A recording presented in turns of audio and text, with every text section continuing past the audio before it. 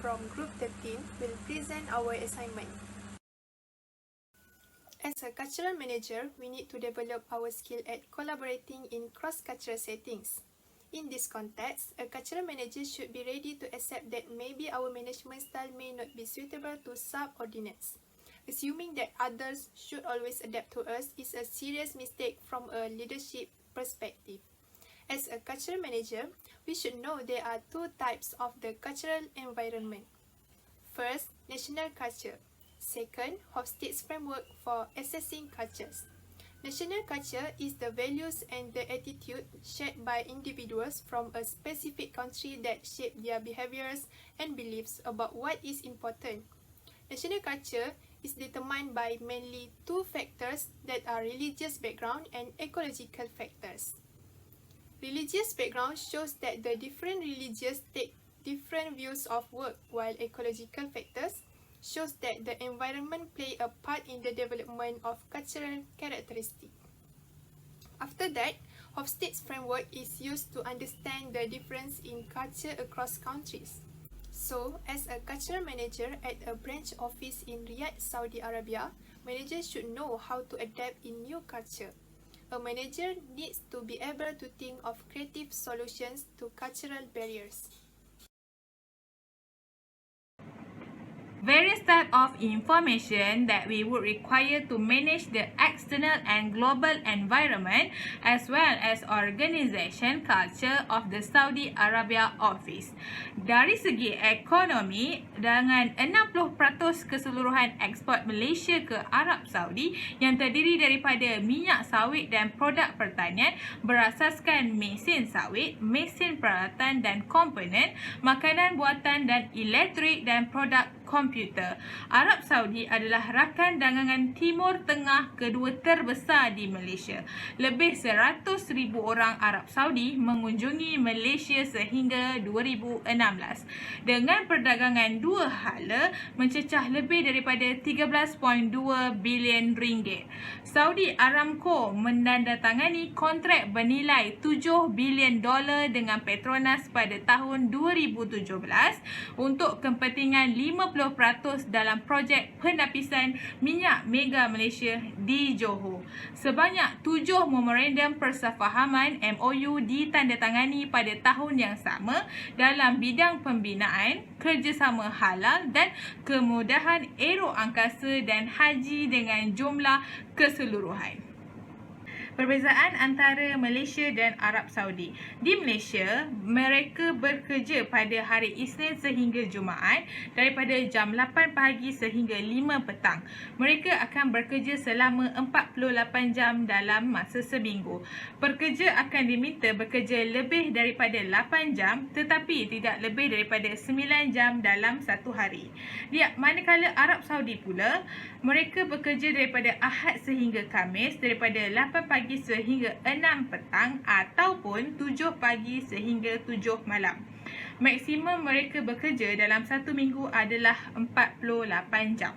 Dari segi greeting pula, di Malaysia, kenalan perniagaan orang Melayu akan menggunakan jabat tangan dan salam disertakan dengan sedikit haluan. Kenalan perniagaan orang Cina pula menggunakan jabat tangan ringan ataupun di kalangan wanita sedikit pengakuan. Kenalan India pula menggunakan jabat tangan ataupun namaste. Di Arab Saudi pula, jabat tangan adalah ucapan kenalan pertama di Arab Saudi untuk lelaki.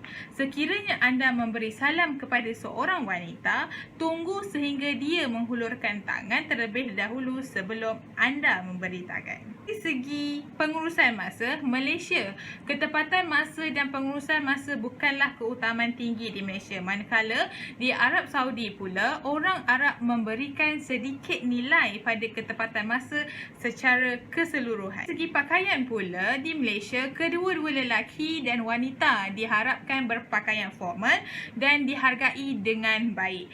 Arab Saudi pula, mereka akan menggunakan tali leher dan pakaian nasional untuk penduduk tempatan. Semua wanita mestilah pakai abaya walaupun wanita asing tidak perlu menutup kepala. Di hadiah pula, di Malaysia, pemberian hadiah tidak biasa.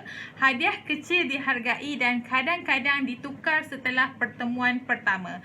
Hadiah mesti dibungkus dan tidak mungkin hadiah itu dibuka di hadapan pemberi hadiah. Arab Saudi pula, pemberi hadiah bukanlah sebahagian daripada etika perniagaan di Arab Saudi. Sekiranya anda memutuskan untuk memberikan hadiah, mungkin kepada orang yang dikenali, berikan dengan tangan kanan anda. Segi corruption, Malaysia di peringkat ke-53 daripada 180 negara dalam Indeks Persepsi Rasuah 2019. Manakala di Arab Saudi pula peringkat ke-55 dari 180 buah negara pada Indeks Persepsi Rasuah 2019. Assalamualaikum, I'm Siti Fatima and I will present the second question regarding potential challenge in managing cross-cultural issues between Saudi Arabia and my home country. The first potential challenge is different communication style. The way people communicate varies widely between cultures. For example, Malaysian people tend to assume that speaking loudly is interpreted negatively, while Saudi Arabia men speak loudly with a rising tone and it is seen as a positive thing. Second challenges is different attitude toward conflicts. Some cultures view conflict as positive thing, while others view it as something to be avoided. Saudi Arabia handle anger by communicate between superiors and their subordinates. This may be different in Malaysia as people likely to resolve the problem publicly. Third one is different approaches in completing tasks. From culture to culture, there are different ways that people move toward completing tasks. Some reasons include different access to resources and different notion of time. Next, different decision-making styles. Rural individuals play in decision-making vary widely from cultures to cultures. Fifth challenge is different attitude towards disclosure. In some cultures, it is not appropriate to be frank about emotion and about the reason behind a conflict or misunderstanding. When dealing with a conflict, people may differ in what they feel comfortable revealing. Lastly, different attitude to acquiring knowledge. Differences occur among cultural groups when it comes to people come to know things. Some cultures tend to consider information acquired through cognitive means such as counting and measuring, compared to some cultures' preference for affective way of knowing, including symbolic imagery and rhythm. That's all from me. Thank you. A job description summarizes the important tasks, activities, abilities, and skills. The cultural manager may use a work description as a measuring instrument to ensure the employee fulfills the job requirements. For draft the job description, I would look for skills. There are 4 skills that the employee should have.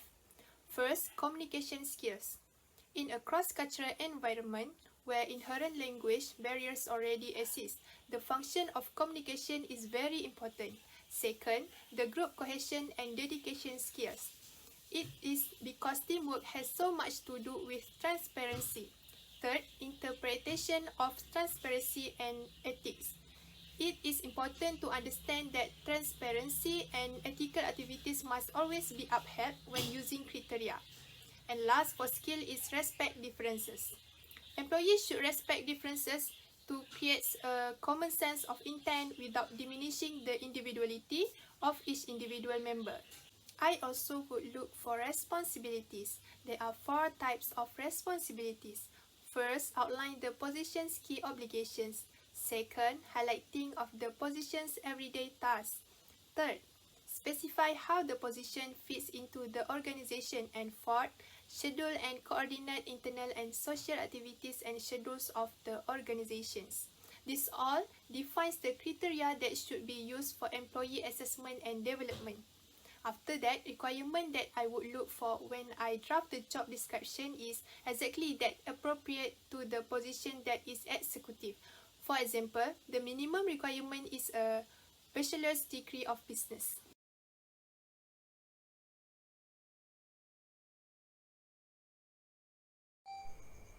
Okay, now I want to talk about the activities and program the culture manager would need to implement. So for first point, hold orientation for new employees. Second, performance improvement job skill training. Third, training and develop program. And the last is break the culture divide with outstanding communication skill. So back to my first point, whole orientation for new employees. The culture manager can do this for their organization because orientation training is very important for new employees, and it also important in situation where employees are introduced to new system or situation and are expect to adapt in new system change. So indirectly can produce employee who are ready for any situation. Okay, next, performance improvement through skill training. The culture manager can do program or something like seminar or forum that focus for personality of the employees, and I think this is important to provide a clear understanding of responsibility to their job. Okay, the training given to them should also look the culture aspect and environment of the place or country. I think it's important for thing to ensure they are comfortable and can comply with the company rule. Next, can have a positive impact on the organization. Training and develop program is a refer to organize effort aimed to improving their employee current performance and culture outcomes. Develop is a process by which each individual learn through experience to become more proficient. So the training method provide on-the-job trainings and off-the-job training like demonstration practice with coach and self-training. So my last point is break the culture divide with outstanding communication skill. When interacting with different culture, strong communication skill are important because we need to know how you talk to someone, whether will be or not. It is nice if workers are knowledgeable of the country language, but if they have a detailed understanding of the local culture and cooperator with a training interpreter, they can still be successful communicator. Thank you. Next, I will elaborate how do organizations benefit from an effective cross-country organization with a strong corporate culture. There are many benefits that we can get from strong corporate culture. First, it will define company's internal and external identity. It's define how organization does business, how organization and the team interact with customer, partners, employees, suppliers, media, and all stakeholders around the company. As a result, customer will stick around, keep buying, refer others, and buy more purchase from our company. Second, a strong culture can transform company into a team. Employees feel like they are working at surrounding with all people that work together as a big family. This will make them feel comfortable to work as a team without any problem about communicate to other employees, even to their employer. It will become a successful organization that bring together employees and employer. Third, organizational culture is about living on company's core value. Our culture can be a reflection of company's core value, which is how we conduct business, manage workflow, interact as team, and treat customer. Having a strong culture will help unite employees regardless of their backgrounds. Last, a strong culture allows an organization to attract and retain the best talent. Healthy workplace culture not only help retain employees but also help attract the right talent. It also focuses on a person who has a deep attraction.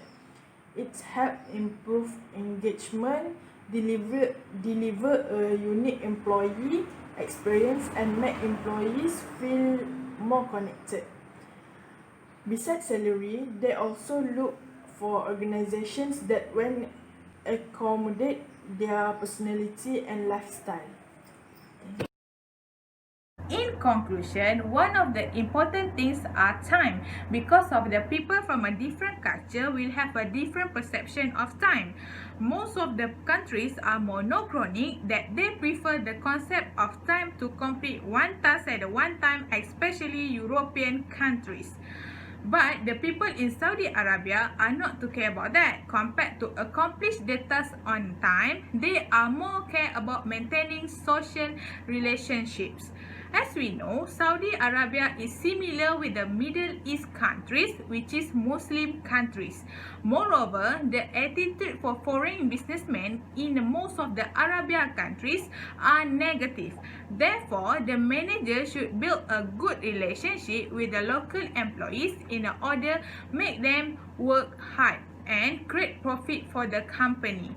And because of the cultural feature difference, make the Middle Eastern people somewhat of a negative prejudice toward Western people. The team foresee that if the company can successfully solve the problem of cultural differences, the different cultures employee will also open their mindset, working together without any misconception and negative stereotype. A good manager cannot directly make the company successful, but he can make the employees have a good cooperation with each other to make the company to successful. Thank you.